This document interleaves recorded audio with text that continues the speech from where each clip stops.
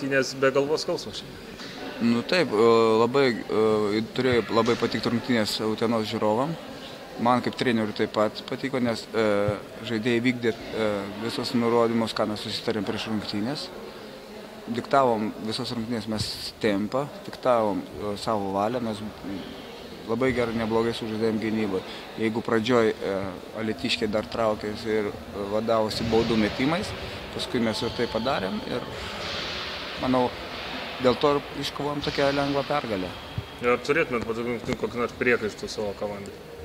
Aišku, kaip treneris visą laiką turi priekaištų. Idealiai nebūna niekada, bet jau malonuma tas, kad mes po biškį atrandam savo žaidimą, kad žaidėjai pradeda suprasti vienas kitą, kad žaidėjai pradeda suprasti, ko iš jų nori treneris. Tarpusavio supratimas, manau, šiuo momentu yra pagerėjęs, palyginus su sezono pradžia labai ryškiai. Bet potencialų dar yra? Visą laiką yra. Manau, kad tobulėjimo ribų nėra.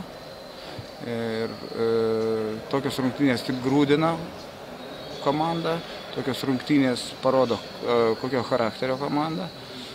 Man tai malonu. Šiandien nei vieno kėlinio nepraleido daugiau 20 taškų. Gynyba suveikė be priekaištų.